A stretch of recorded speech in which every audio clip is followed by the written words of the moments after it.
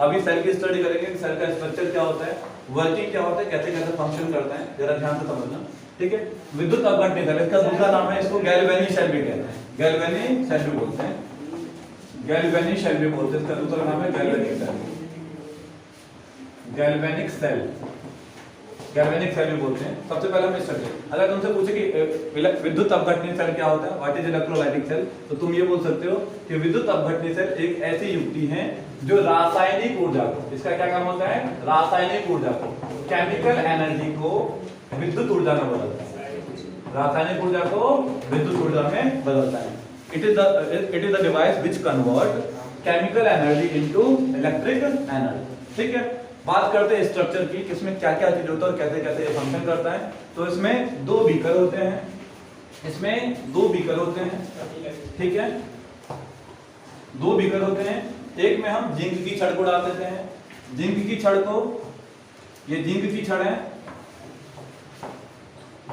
Zinc की छड़ को ZnSO4 के सॉल्यूशन में डाल देते हैं, 1 मोल ZnSO4 का सॉल्यूशन, 1 मोल ZnSO4 के सॉल्यूशन में डाल देते हैं। दूसरे में कॉपर की छड़ को, कॉपर की छड़ को हम कॉपर सल्फेट के विलयन में डाल देते हैं, कॉपर की छड़ को कॉपर सल्फेट के विलयन में डुबो देते हैं, ठीक है।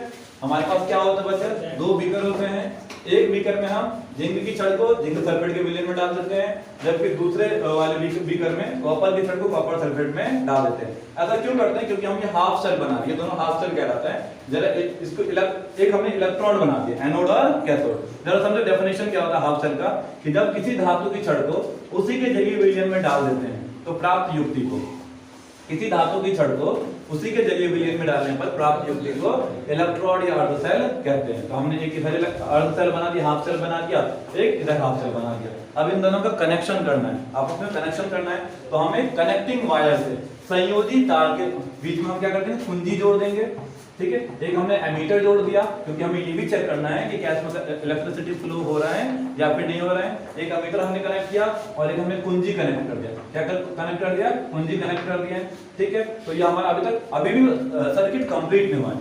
सर्किट कंप्लीट करने के लिए हम एक साल्ट ब्रिज डालते हैं। एक साल्ट ब्रिज क्या होता है, तो ये खोखले कांच की यू आकार की नली होती है, खोखले कांच के यू आकार की नली होती है, जिसमें इलेक्ट्रोलाइट फिल करते हैं हम, जैसे KNO3 इलेक्ट्रोलाइट हो गया, हमने इसमें क्या फिल कर दिया, KNO3 हमने फिल कर रखा है, ठीक है। और इसका दोनों एंड ओपन होता है। ये एक लवण सेतु क्या होता है, साल्ट ब्रिज क्या होता है, अगर तुमसे पूछे लवण सेतु क्या होता है, तो ये खोखले कांच के यू आकार की नली होती है, ठीक है, जिसका दोनों मुंह, दोनों एंड जो होता है वो ओपन होता है, खुला हुआ होता है, और जिसमें हम विद्युत अपघट्य भरते हैं, जैसे कि KNO3 भरते, दुर्बल विद्युत अपघट्य भरते हैं, वीक इलेक्ट्रोलाइट भरते हैं, और दोनों इसके दोनों ओपन एंड को कॉटन प्लग से बंद करते हैं, कॉटन प्लग से बंद करते हैं, ठीक है। अब ये पूरा इलेक्ट्रोलाइटिक सेल का पूरा एक डायग्राम है, और दोबारा समझो इसमें क्या क्या लेते हैं हम, कांच का दो बीकर लेते हैं, एक बीकर में जिंक की छड़ को जिंक सल्फेट के सॉल्यूशन में डाल देते हैं, 1 मोलर सॉल्यूशन में, दूसरे में कॉपर की छड़ को कॉपर सल्फेट के सॉल्यूशन में डाल देते हैं। दोनों इलेक्ट्रोडों को एक संयोजी तार के द्वारा एमीटर और कुंजी से कनेक्ट कर देते हैं, एमीटर और कुंजी से कनेक्ट कर देते हैं। परिपथ को पूरा करने के लिए हम बीच में एक लवण सेतु लगाते हैं, साल्ट ब्रिज जिसको बोलते हैं। लवण सेतु के अंदर में, लवण सेतु एक यू आकार की नली होती है, लवण सेतु एक यू आकार की नली होती है, ठीक है, जिसमें KNO3 का सॉल्यूशन भरा होता है, दुर्बल विद्युत अपघट्य भरा होता है। इसके दोनों खुले सिरे को हम कॉटन प्लग से बंद कर देते हैं। इसका काम होता है आयनों को संतुलन करना। आयनों को, अगर तुमसे पूछे कि लवण सेतु का क्या काम है, फालतू में कनेक्ट क्यों किया है, तो लवण सेतु का काम है आयनों को संतुलित करना, ठीक है। दूसरा काम यह है सर्किट को कंप्लीट करना, सर्किट को कंप्लीट करना, ठीक है। अब ये फंक्शन कैसे करता है, स्ट्रक्चर समझ में आ गया। अब फंक्शन कैसे, काम कैसे करता है, कार्यविधि देखते हैं, फंक्शन कैसे करता है। तो जैसे हम सर्किट को पूरा करते हैं, सर्किट को पूरा करते हैं, तो 3-4 चेंजेस आती हैं, 3-4 चेंजेस आती हैं। जरा ध्यान देना क्या क्या होता है। सबसे पहले जो जिंक की छड़ है, जिंक की छड़ का भार कम होने लगता है। जो ये वाली जिंक की छड़ है, इसका भार कम होने लगता है, ठीक है कि नहीं है। जिंक की छड़ का भार कम होने लगता है, जरा ध्यान देना। Zn है, Zn क्या करता है, जिंक की छड़ का वजन कहते हैं, जिंक की छड़ है, जिंक का फार्मूला Zn होता है, ठीक है। ये क्या करता है, 2 इलेक्ट्रॉन्स को डोनेट कर देता है। सर्किट को जैसे हम कंप्लीट करते हैं कुंजी दबा के, तो Zn क्या करता है, 2 इलेक्ट्रॉन को डोनेट करके और Zn2+ आयन बना देते हैं, Zn2+ बना देता है, और 2 इलेक्ट्रॉन क्या कर देंगे, बाहर निकाल देगा। और दूसरा क्या होगा, इसका वजन कम होगा और इसमें Zn अगर मैं इसकी बात करूं तो इसमें दो आयन हैं, Zn2 प्लस आयन और SO4 माइनस माइनस आयन है। इसमें क्या होगा, देखो तीसरा फ्रैक्शन है। सबसे पहला क्या है कि जिंक की छड़ का भार कम होना, लॉस होता है उसके वेट में, जिंक की जो रॉड होता है उसके वेट में लॉस हो जाएगा। दूसरा होगा ZnSO4 विलियन में, ZnSO4 विलियन में। सेकंड है ZnSO4 विलियन में Zn2 प्लस आयन की सांद्रता का बढ़ना, जाहिर सी बात है जब ये बार बार Zn2 प्लस आयन बनाएगा तो इस सॉल्यूशन में Zn2 प्लस आयन का कंसंट्रेशन बढ़ेगा, ठीक है कि नहीं है। अब दूसरे जगह क्या होता है, दूसरे वाले इलेक्ट्रॉन में क्या इफेक्ट पड़ता है, तो इसमें कॉपर का वजन बढ़ने लगता है। अब क्या है, कॉपर सल्फेट है। सेकंड थर्ड पॉइंट है क्या कि कॉपर सल्फेट के विलयन में Cu2 प्लस आयन की सांद्रता का कम होना, CuSO4 विलयन में Cu2 प्लस आयन की सांद्रता का कम होना, अब देखो कॉपर सल्फेट हमारा सॉल्यूशन है। कॉपर सल्फेट में क्या होगा, Cu2 प्लस आयन होगा। ये क्या करेगा, ये दो इलेक्ट्रॉन को ले लेगा, और क्या बना देगा, कॉपर बना देगा। और जो कॉपर क्या होगा, अगर मैं तीसरा चौथा फ्रैक्शन लिखूंगा, चौथे में क्या होगा, तो इस कॉपर की छड़ का वजन बढ़ना,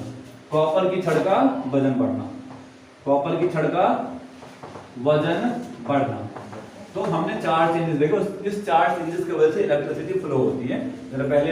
सबसे पहले क्या होगा, जिंक की छड़ का वजन कम होगा, कॉपर की छड़ का वजन कम होगा, Zn2 प्लस आयन का कंसंट्रेशन बढ़ेगा और Cu2 प्लस आयन का कंसंट्रेशन तो घटेगा। देखो रीजन क्या है, तो जिंक जो होता है, दो इलेक्ट्रॉन्स को अगर मैं बात करूं, जिंक ने क्या किया बच्चों, दो इलेक्ट्रॉनों को बाहर निकाला और Zn2 प्लस आयन बना दिया। भाई इस दो इलेक्ट्रॉन को कहीं जाने के लिए जगह तो चाहिए। तो जैसे सर्किट कंप्लीट करते हैं तो इसमें Cu2 प्लस आयन होता है। ये क्या करता है, ये Cu2 प्लस आयन क्या करता है, यहाँ से जो दो इलेक्ट्रॉन इसमें ट्रांसफर हुए हैं वो इलेक्ट्रॉन ऐसे करके मूव करने लगता है, वो इलेक्ट्रॉन ऐसे करके मूव करके इधर पहुंच जाता है। तो इसमें जो कॉपर आयन है ये वाले दो इलेक्ट्रॉन को एक्सेप्ट कर लेगा, दो इलेक्ट्रॉन को ले लेता है और क्या बना देगा, Cu बना देगा, कॉपर बना देगा, ठीक है कि नहीं है। और इस तरह से इलेक्ट्रॉन इस डायरेक्शन में फ्लो होने लगता है, और जिस डायरेक्शन में इलेक्ट्रॉन फ्लो होता है उसके अपोजिट इलेक्ट्रिक करंट फ्लो होने लगता है। तो इस तरह से पूरा इसका फंक्शन है, उसके अपोजिट ये क्या इलेक्ट्रिक करंट फ्लो होने लगता है। अच्छा, अगर मैं टोटल सेल रिएक्शन की बात करूं, देखो ये हाफ सेल रिएक्शन है और ये हाफ सेल रिएक्शन है। कोई भी एक इलेक्ट्रोलाइटिक सेल है उसमें दो रिएक्शंस होते हैं, एक ऑक्सीडेशन होता है, एक रिडक्शन होता है। ऑक्सीडेशन और रिडक्शन। ऑक्सीडेशन में क्या होगा बच्चे, जरा डेफिनेशन सुनो। ऑक्सीडेशन एक ऐसी रिएक्शंस होती हैं जिसमें इलेक्ट्रॉन्स बाहर निकलते हैं। अगर इलेक्ट्रॉन बाहर निकल रहा है मतलब ऑक्सीडेशन हो रहा है, इलेक्ट्रॉन्स गेन किया जा रहा है मतलब रिडक्शन हो रहा है। इलेक्ट्रॉन बाहर निकल रहे हैं मतलब ऑक्सीकरण, और इलेक्ट्रॉन गेन किया जा रहा है मतलब अपचयन। तो किसी भी सेल में दो रिएक्शन होती है, रिडॉक्स रिएक्शन होती है, ऑक्सीडेशन भी होती है, रिडक्शन भी होती है। अगर मैं इसकी बात करूं, ये कौन सी अर्धविक्रिया है, तो ऑक्सीकरण अर्धविक्रिया है। कौन सी अर्धविक्रिया है, ऑक्सीकरण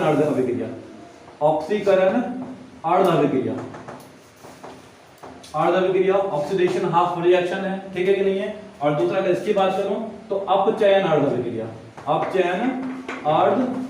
रिडक्शन हाफ रिएक्शन बोलते हैं इसको, है ना। और जब हम इन दोनों रिएक्शन को जोड़ते हैं, तब जो हमको रिएक्शन मिलता है उसको बोलते हैं सेल रिएक्शन। क्या बोलते हैं, सेल रिएक्शन।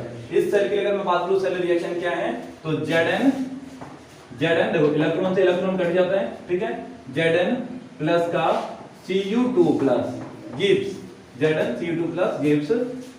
Cu2 प्लस का Zn2 प्लस, ये इसका क्या हो जाएगा, सेल रिएक्शन है, ठीक है। इसके अलावा इलेक्ट्रोड पोटेंशियल क्या होगा इसका, और सेल का ईएमएफ क्या होगा, और माइनस इलेक्ट्रोड विभव क्या होता है, नेक्स्ट टॉपिक में एक्सप्लेन करते हैं। इससे पहले हमने पढ़ा था इलेक्ट्रोकेमिकल इलेक्ट्रोलाइटिक सेल्स क्या होती है, विद्युत रासायनिक सेल क्या होती है, जिसको हम गैल्वेनिक सेल भी बोलते हैं।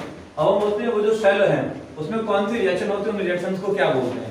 तो सेल के अंदर में दो रिएक्शंस होती हैं, एक ऑक्सीडेशन होता है, एक रिडक्शन होता है। ऑक्सीडेशन होता है और रिडक्शन होता है। ऑक्सीकरण अर्धविक्रिया और अपचयन अर्धविक्रिया के योग को, the sum of oxidation half reaction and reduction half reaction is called cell reaction. Cell में होने वाले ऑक्सीकरण अर्धाभिक्रिया और अपचयन अर्धाभिक्रिया के योग को क्या बोलते हैं बच्चों? हम सेल अभिक्रिया कहते हैं, सेल अभिक्रिया। तो सेल में दो रिएक्शन होते हैं, जैसे बात कर रहे थे रिडक्शन हाफ रिएक्शन की बात करते हैं, Cu2+ से 2 इलेक्ट्रॉन एक्सेप्ट करेगा, Cu बना देगा। जहां पे भी इलेक्ट्रॉन एक्सेप्ट किया जाता है वहां पे रिडक्शन होता है। ऑक्सीडेशन हाफ रिएक्शन की बात करेंगे तो जहां पे इलेक्ट्रॉन बाहर निकाला जाएगा वो क्या हो जाएगा बच्चों? तो वो ऑक्सीडेशन हो जाएगा, ठीक है कि नहीं है? तो अगर मैं इन दोनों रिएक्शन का सम करूंगा तो इलेक्ट्रॉन से इलेक्ट्रॉन खत्म हो जाएगा, Cu2+ Zn gives Zn2+ Cu। तो ये जो आता है ना, ये सेल रिएक्शन है। तुमको ऐसे दे देगा, एक केमिकल रिएक्शन दे देगा और पूछ देगा कि बताओ इसका सेल रिएक्शन बताओ, या फिर ऐसे बोल देगा कि इसका सेल डायग्राम बनाओ। तो नेक्स्ट टॉपिक करता है सेल डायग्राम, उसके बाद एक हम इसको न्यूमेरिकल लेंगे, ठीक है? सेल आरेख क्या होता है? सेल डायग्राम क्या होता है कि जो सेल हमने विद्युत सेल लिखा है, इस सेल को इसका डिनोटेशन हम सिंबॉलिक रिप्रेजेंटेशन करेंगे, इसको बोलते हैं cell diagram. The symbolic representation of cell is called cell diagram, ठीक है? विद्युत सेल का प्रतीकात्मक निरूपण, एक सिंबल से डिनोट करना, ठीक है? तो सेल डायग्राम में समझो क्या होता है, हमेशा हम एनोड को इस तरफ लेते हैं, कैथोड को उस तरफ लेते हैं। एनोड को इस तरफ और कैथोड को उस तरफ, और बीच में दो समांतर पैरेलल लाइन से दिखाते हैं, इसको हम लवण सेतु को दिखाते हैं, साइड में इसको डिनोट करते हैं, ठीक है कि नहीं है? और बच्चे कंफ्यूज यहां करते हैं कि एनोड कौन सा है और कैथोड कौन सा है। तो एक चीज ध्यान रख लेना, जहां पे भी ऑक्सीडेशन होता है, जहां पे भी ऑक्सीडेशन होता है उसको क्या बोल देते हैं? हम एनोड। क्या बोल देते हैं? उस छड़ को एनोड बोलते हैं। जैसे जिंक क्या कर रहा था? इलेक्ट्रॉन्स को डोनेट कर रहा था, तो यहाँ पे ऑक्सीडेशन हो रहा है, तो ये जिंक की छड़ किसका काम करेगा बच्चों? एनोड का काम करेगा। किसका काम करेगा? एनोड का काम करेगा। और जबकि जो इलेक्ट्रॉन ग्रहण करेगा, मतलब जहां पे अपचयन होगा वो किसका काम करेगा? कैथोड का काम करेगा। किसका काम करेगा? कैथोड का। तो एनोड और कैथोड में कभी कंफ्यूजन नहीं होना है, ठीक है? जहां पे ऑक्सीकरण इलेक्ट्रॉन बाहर निकाला जा रहा है जिस छड़ के द्वारा, ठीक है, वो क्या कहलाएगा? एनोड कहलाएगा। और जो छड़ इलेक्ट्रॉन को लेगा, मींस जो इलेक्ट्रॉन लेगा जिस पे अपचयन होगा उसको क्या बोलेंगे? हम कैथोड बोलेंगे। एनोड हमेशा इस तरफ रहेगा और कैथोड इस तरफ होगा, ठीक है? लवण सेतु बीच में रहेगा, लवण सेतु को दो पैरेलल लाइनों से डिनोट करो, ठीक है? ये सेल डायग्राम है। तो तुमको क्वेश्चंस ऐसे पेपर में पूछता है, तुमको केमिकल रिएक्शन दे देगा, है कि नहीं है? या फिर एक कंप्लीट रिएक्शन दे देगा, CuSO4+ Zn gives ZnSO4+ Cu, ऐसे भी दे सकता है, ठीक है? या फिर इस तरह से सेल रिएक्शन भी दे सकता है और बोलेगा क्या, या फिर दो कंपाउंड्स दे सकते हैं, बोलेगा इसका आपस में रिएक्शन करके एक सेल बनाओ, सेल आरेख बनाओ, सेल रिएक्शन लिखो। तो तुम बड़े इजीली लिख सकते हो। सेल रिएक्शन के लिए सेल पहले हम रिएक्शन को दो भागों में तोड़ेंगे, oxidation half reaction, reduction half reaction, ठीक है? फिर दोनों को जोड़ देंगे तो क्या निकल के आ जाएगा बच्चों? सेल रिएक्शन निकल के आ जाएगा जो बन रहा है। और फिर हमें पता है कि जहां पे इलेक्ट्रॉन ग्रहण किया जाता है वो कैथोड होता है, ठीक है? और जो इलेक्ट्रॉन बाहर निकलता है वो क्या होता है? एनोड होता है। एनोड को हमेशा हम इस साइड में लेंगे, इस साइड में कैथोड को लेंगे। तो जिंक को जिंक सल्फेट के सॉल्यूशन में घोलना है और कॉपर के छड़ को कॉपर सल्फेट के सॉल्यूशन में घोलना है, और बीच में दो पैरेलल लाइन जो दिखा रही है लवण सेतु, 60 डिग्री को डिनोट करना है, ठीक है कि नहीं है? ये मैंने ये बताया कि दोनों आपस में कनेक्ट हो गए, इसको बताया। अब आते हैं इलेक्ट्रोड क्या होता है। इलेक्ट्रोड क्या होता है? तीन डेफिनेशन बिल्कुल सेम जैसी, 3-4 डेफिनेशन बिल्कुल सेम जैसी, लगभग समान है, जरा समझिए आप। इलेक्ट्रोड क्या होता है कि जब हम किसी धातु की छड़ को, जैसे हमारे पास एक बीकर है, जब हम किसी धातु की छड़ को उसी के जलीय विलयन में डुबोने पर प्राप्त युक्ति को, किसी धातु की छड़ को उसी के जलीय विलयन में डुबोने पर प्राप्त युक्ति को इलेक्ट्रोड या अर्धसेल कहते हैं। It is the device which obtained by dipping a metal rod in its aqueous solution is called electrolyte और half cell। हाफ सेल इसलिए बोलते हैं कि एक अगर हम इलेक्ट्रोड ये लेते हैं, दूसरा इलेक्ट्रोड ये लेते हैं और दोनों को आपस में कनेक्ट करते हैं तो पूरा एक सेल का निर्माण होता है, इसलिए इसको हाफ सेल बोलते हैं, अर्ध सेल बोलते हैं। तो जैसे एग्जांपल की बात करो, कॉपर की छड़ को कॉपर सल्फेट के विलयन में डुबो देंगे तो प्राप्त युक्ति को क्या बोलेंगे? इलेक्ट्रोड बोलेंगे। क्या बोलेंगे? इलेक्ट्रोड। तो किसी धातु की छड़ को उसी के जलीय विलयन में डुबोने पर प्राप्त युक्ति को इलेक्ट्रोड बोलते हैं। जैसे कॉपर की छड़ को कॉपर सल्फेट के विलयन में डुबोते हैं तो जो युक्ति बनेगा उसको बोलेंगे हम इलेक्ट्रोड या अर्ध सेल, हाफ सेल बोलते हैं, ठीक है? अब आते हैं इलेक्ट्रोड विभव क्या होता है। इलेक्ट्रोड विभव क्या होता है? नेक्स्ट टॉपिक हमारा इलेक्ट्रोड विभव क्या होता है। इलेक्ट्रोड विभव को बोलते हैं इलेक्ट्रोड पोटेंशियल। इलेक्ट्रोड पोटेंशियल तो जरा ध्यान दो, सुनना, बिल्कुल वैसा ही डेफिनेशन। किसी धातु की छड़ को उसी के जलीय विलयन में डुबोने पर धातु की छड़ और विलयन के मध्य एक विभवांतर उत्पन्न हो जाता है। किसी धातु की छड़ को उसी के जलीय विलयन में डुबोने पर धातु की छड़ और विलयन के मध्य एक विभवांतर स्थापित हो जाता है, जिसे इलेक्ट्रोड विभव कहते हैं, ठीक है कि नहीं है? When a metal rod dip in its aqueous solution, then a potential difference generates between metal rod and the electrolytic solution. This potential difference is called electrode potential.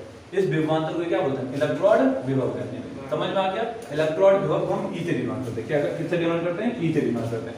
अच्छा, इलेक्ट्रोड विभव दो प्रकार के होते हैं। एक हमारा होता है ऑक्सीकरण विभव, अपचयन विभव। अगर हम बात करें इलेक्ट्रोड विभव क्या है, तो ऑक्सीकरण विभव, क्योंकि शेल में दो रिएक्शन होता है, ऑक्सीकरण विभव और अपचयन विभव। ऑक्सीडेशन पोटेंशियल बोलते हैं और रिडक्शन पोटेंशियल बोलते हैं। जरा ध्यान दो, ऑक्सीडेशन क्या होता है? इलेक्ट्रॉन ग्रहण करने की क्षमता, इलेक्ट्रॉन को त्यागने की क्षमता ऑक्सीकरण होती है। ठीक है, तो किसी इलेक्ट्रोड द्वारा, सुनना ध्यान से, किसी इलेक्ट्रोड द्वारा ऑक्सीजन को त्यागने की प्रवृत्ति को ऑक्सीकरण विभव कहते हैं। किसी इलेक्ट्रोड द्वारा इलेक्ट्रॉन को त्यागने की, बाहर निकालने की प्रवृत्ति को क्या बोलते हैं? ऑक्सीकरण विभव कहते हैं। और इलेक्ट्रॉन को ग्रहण करने की प्रवृत्ति को अपचयन विभव कहते हैं, रिडक्शन पोटेंशियल बोलते हैं। ठीक है, आगे आते हैं मानक इलेक्ट्रोड विभव, स्टैंडर्ड इलेक्ट्रोड पोटेंशियल। मानक इलेक्ट्रोड विभव क्या होता है? स्टैंडर्ड इलेक्ट्रॉन पोटेंशियल बोलते हैं। बिल्कुल इलेक्ट्रोड विभव जैसा डेफिनेशन है, बस इसमें कंडीशंस है। क्या है कंडीशन? तो 25 डिग्री सेल्सियस ताप पर, 25 डिग्री सेल्सियस ताप पर और एक वायुमंडलीय दाब पर, तीन कंडीशन लगाएंगे। 25 डिग्री सेल्सियस ताप पर और एक वायुमंडलीय दाब पर, एक एटीएम प्रेशर, एटमॉस्फेरिक प्रेशर, एक वायुमंडलीय दाब पर किसी धातु की छड़ को उसी के 1 मोलर जलीय विलयन में डुबाने पर। जरा अच्छे से देखना, एक बार इलेक्ट्रोड का सुनो, इलेक्ट्रोड विभव का सुनो और मानक इलेक्ट्रोड विभव का सुनो। क्या है कि पहले इलेक्ट्रोड का कंफर्म करता है कि किसी धातु की छड़ को उसी के जलीय विलयन में डुबाने पर प्राप्त युक्ति को इलेक्ट्रोड या अर्धसेल कहते हैं। It is the system which obtained by dipping a metal rod in its aqueous solution. ठीक है, अब आते हैं इलेक्ट्रोड विभव क्या होता है। तो किसी धातु की छड़ को उसी के जलीय विलयन में डुबाने पर धातु की छड़ और उस विद्युत अपघट्य के विलयन के बीच में विभवांतर उत्पन्न हो जाता है, जिसे इलेक्ट्रोड विभव कहते हैं। ठीक है, when a metal rod dip in its aqueous solution, then a potential difference generated between metal rod and electrolytic solution. This potential difference is called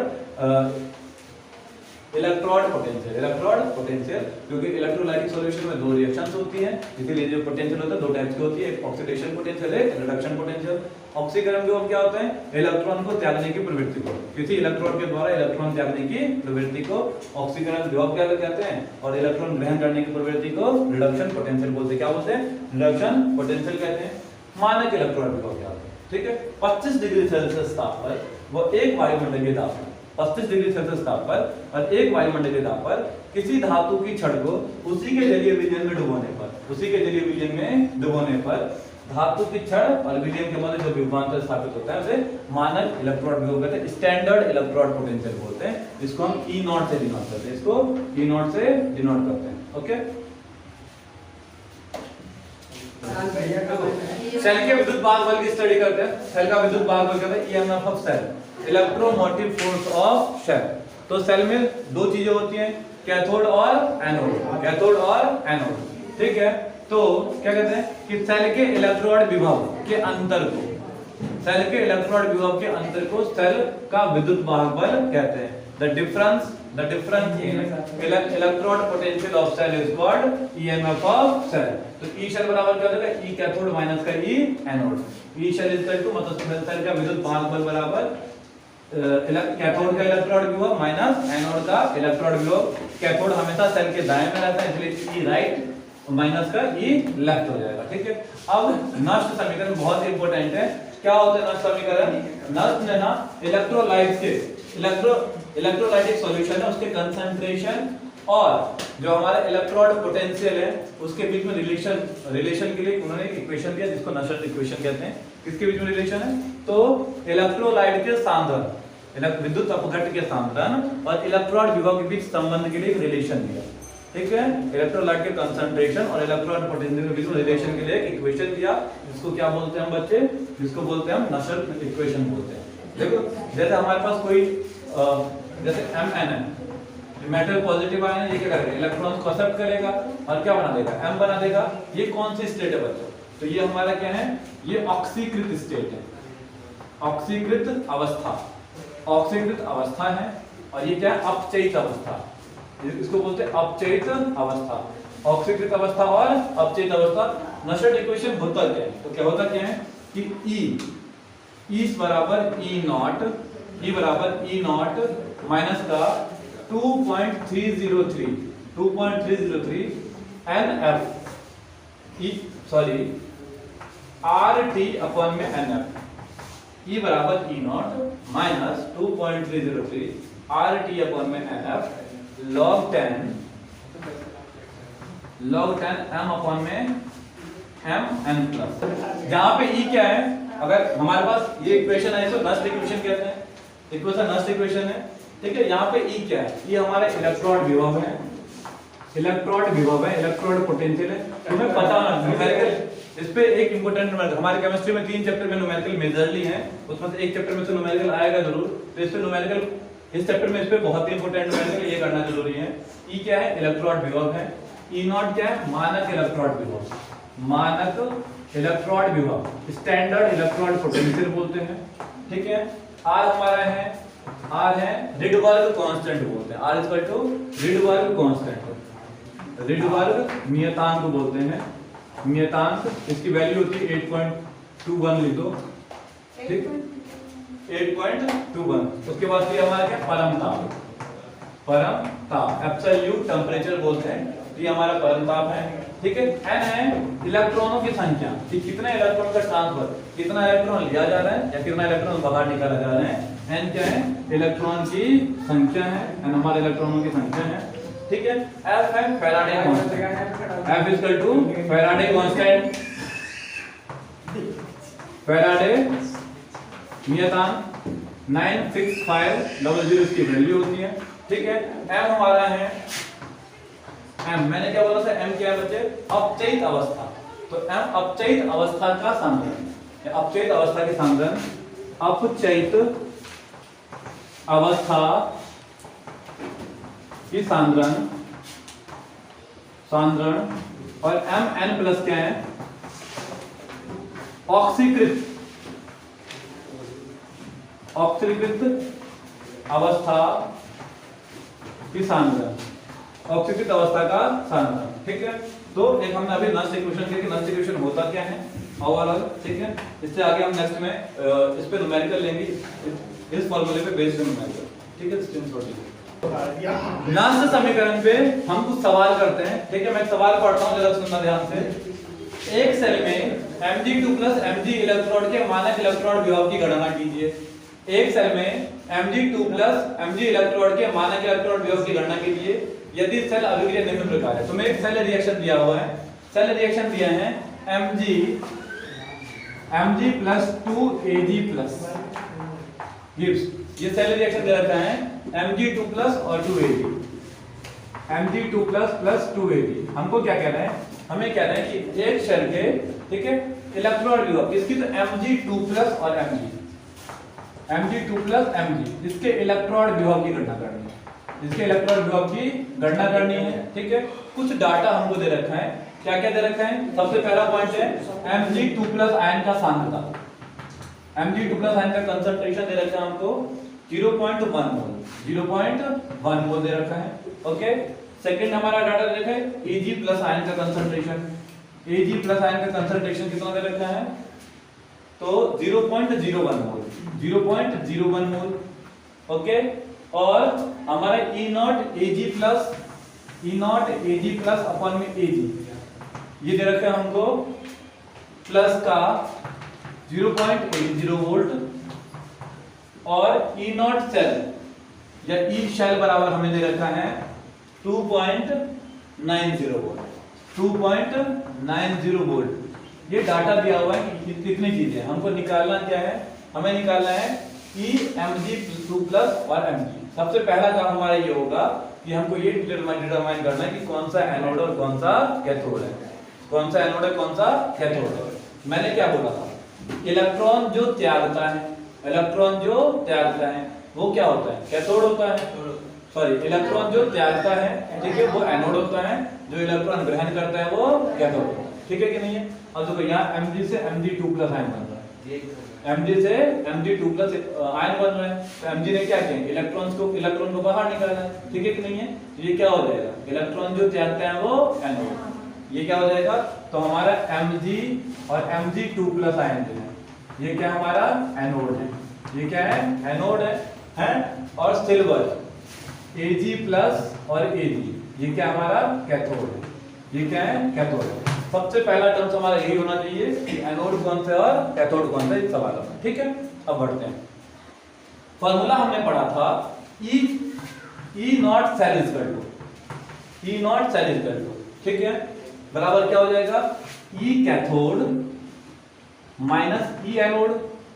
E anode जरा देखो, E नॉट सेल हमको already दिया, या फिर एक हमारा anode का दे रखा है, हमारा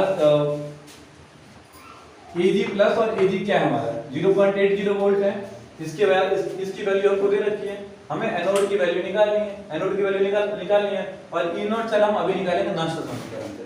अब जरा पहले ओवरऑल हम नष्ट समीकरण को देखते हैं। हमारे पास इक्वेशन क्या होता है, E equal to E not minus का 2.303 RT अपॉन में NF, RT अपॉन में NF log 10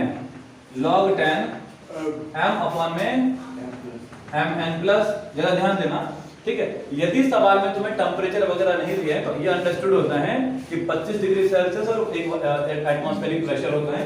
तो जरा देखो, यहाँ पे मैं R को कितना कर दूं, 8.321 कर दूं, 8.321, ठीक है, और हमारा T क्या है, टेम्परेचर 25 डिग्री सेल्सियस है, 25 डिग्री सेल्सियस हमेशा केल्विन में लेना चाहिए, 25 और प्लस का 273, कितना हो जाएगा 729, 398 केल्विन हो जाएगा, नहीं 298 केल्विन हो जाएगा, ठीक है। टेम्परेचर इतना आ गया, ठीक है। फैराडे कांस्टेंट हमको पता है 96500।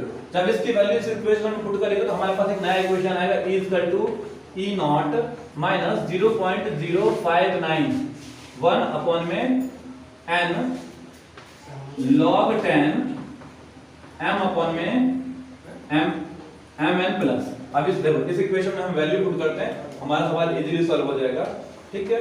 तो देखो E शेल हमको दिया हुआ है, ये देखो E शेल 2.90, देखना ध्यान से, E शेल दिया हुआ है 2.90। E नॉट सेल हमको निकालना है, क्योंकि यहाँ पे वही वैल्यू हम रखेंगे। E नॉट सेल निकालना है, तो E नॉट सेल हमको निकालना है माइनस 0.0591 अपॉन में n।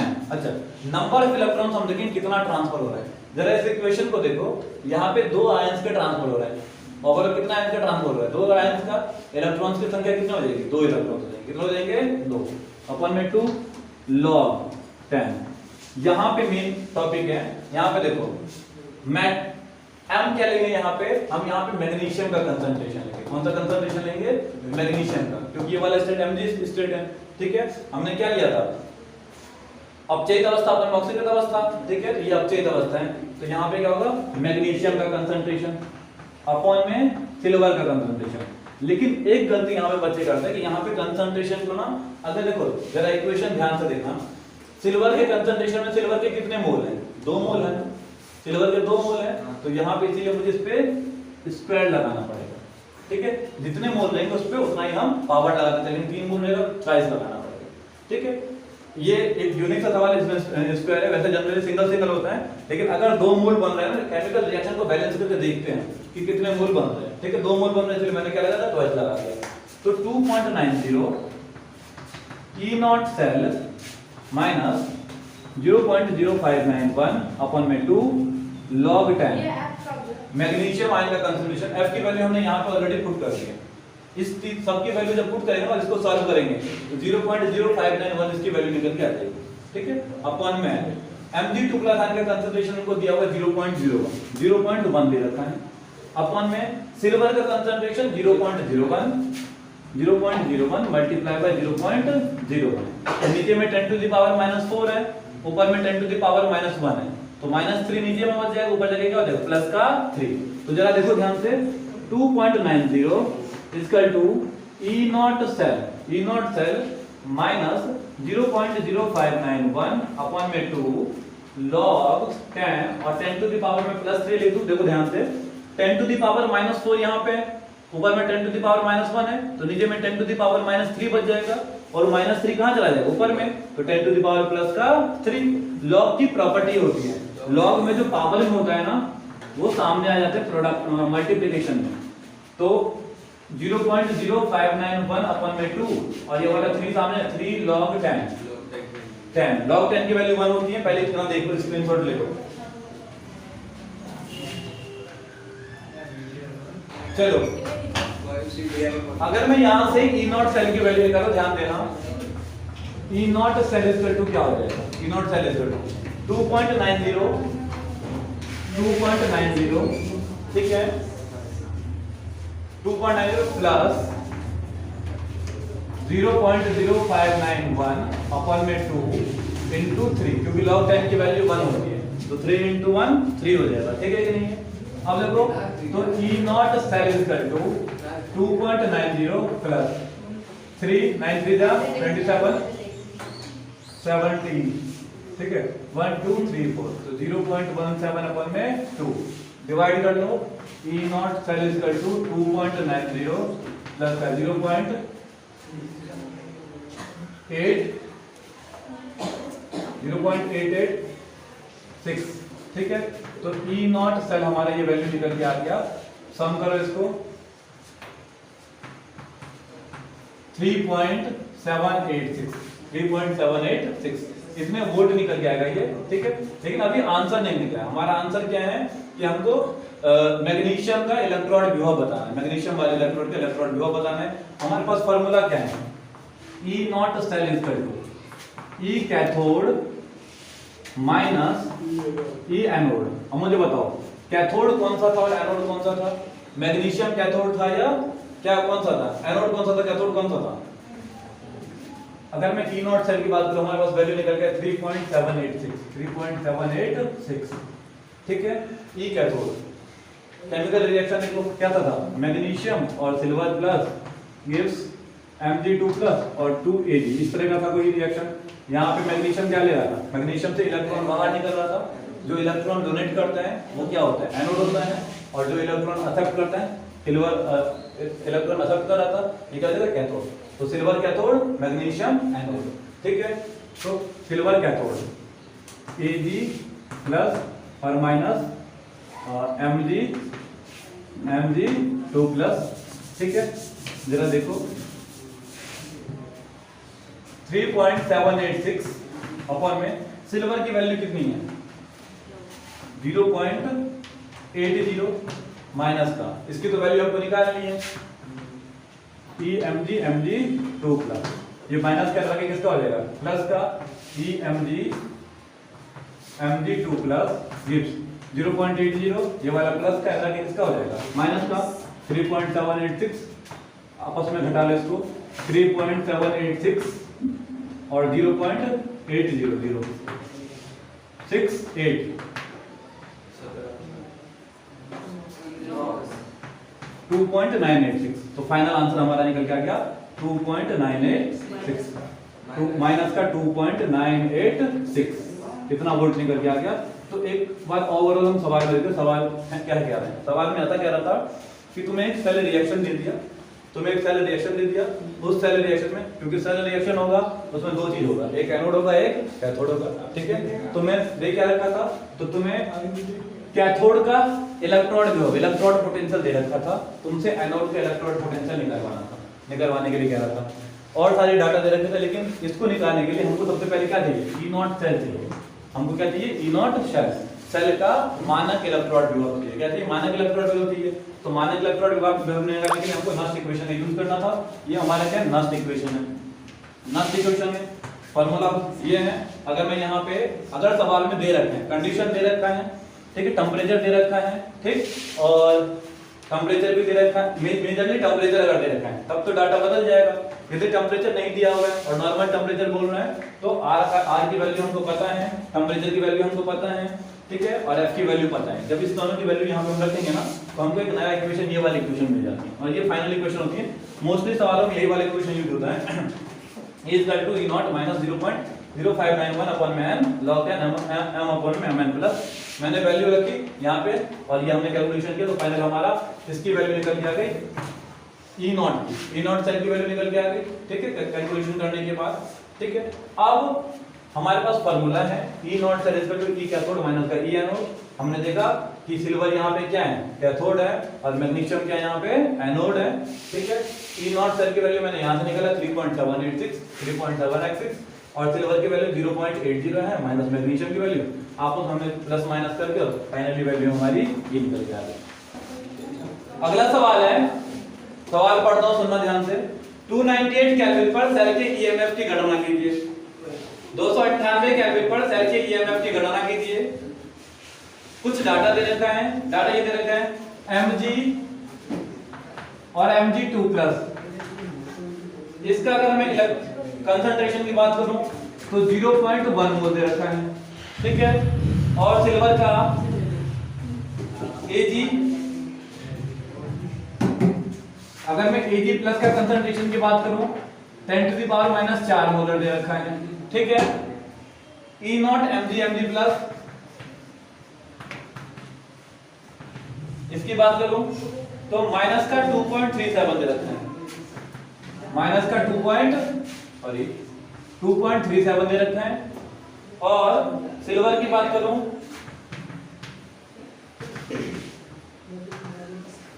ये दे रखा है माइनस 0.80, माइनस नहीं है सवाल में गलत है, 0.80 वोल्ट दे रखा है। ठीक है, अब क्या कहता है कि शेल का ईएमएफ बताओ, शेल का ईएमएफ बताओ, find the electromotive force of cell. जरा ध्यान से सुनना। चलो, सारा डाटा दे रखा है हमको शेल का, ई शेल बताना है।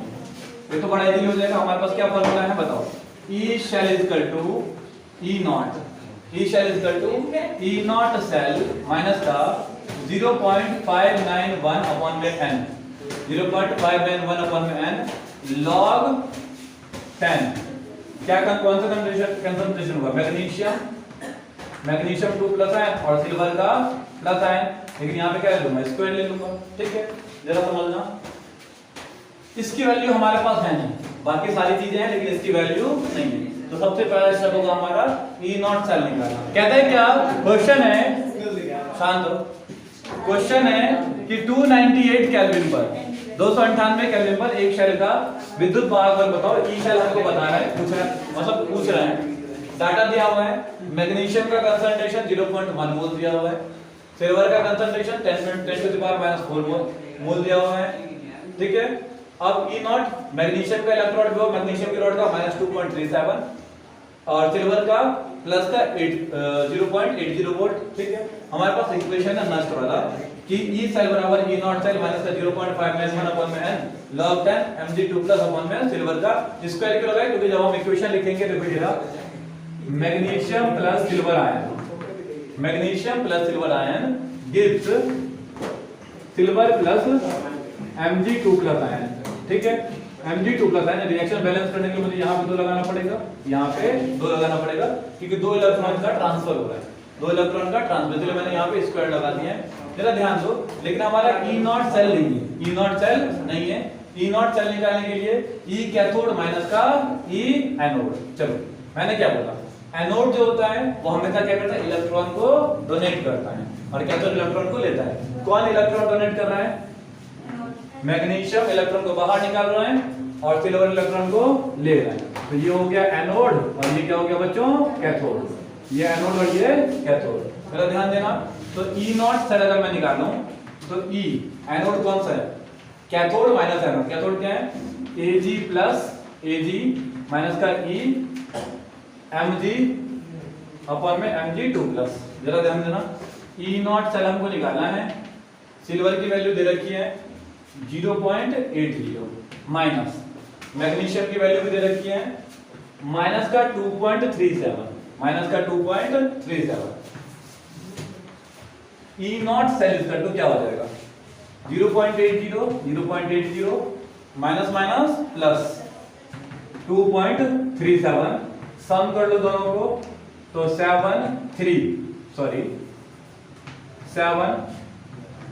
3.17 कितना वोल्ट निकल के आ गया, सम सही है ना 7 और ठीक है। चलो अब आगे सवाल में आते हैं। सवाल को नेक्स्ट इक्वेशन क्या कहते हैं ई शेल हमको कैलकुलेट करना है।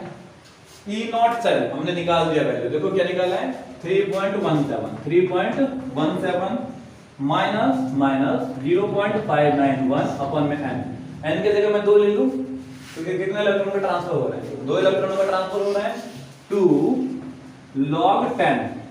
चलो आगे देखो मैग्नीशियम का कंसंट्रेशन 0.1 दे रहा है 0.1 सिल्वर का कंसंट्रेशन कितना हो रहा है 10 टू द पावर -4 तो 10 to the power -4 into 10 to the power minus का 4 तो E shell is equal to 3.17 minus 0.591 upon में 2 log 10 to the power -1 ऊपर में -1 तो -7 हो जाएगा -7 ऊपर में क्या हो जाएगा प्लस का 7 तो 10 to the power 7 log की प्रॉपर्टी लगाएंगे 3.17 minus 0.0591 होता है हमने फॉर्मूला 0.0591 अपन में 2 into 7 log 10 की वैल्यू तो 1 होती है log 10 की वैल्यू 1 होती है ठीक है।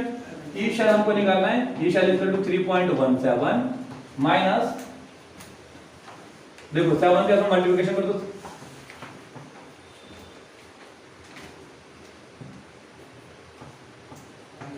0.4137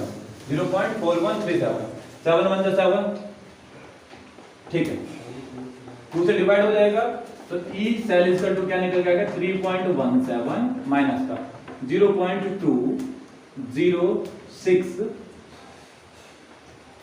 ठीक है। अब 3.17 में से घटा दो तो फाइनली हमारे ई शेल इक्वल टू हो जाएगा घटा दो 3.17 माइनस का 0.20685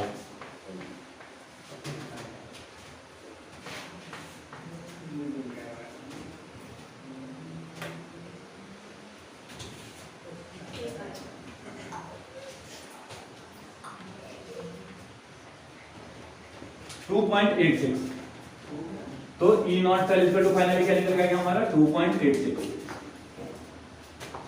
E cell equal to 2.86 volt का आंसर।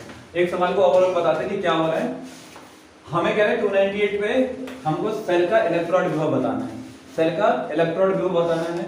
डाटा हमारे पास है मैग्नीशियम का कंसंट्रेशन दे रखा है सिल्वर का कंसंट्रेशन दे रखा है मैग्नीशियम का इलेक्ट्रॉन पोटेंशियल दे रखा है सिल्वर का इलेक्ट्रॉन पोटेंशियल दे रखा है।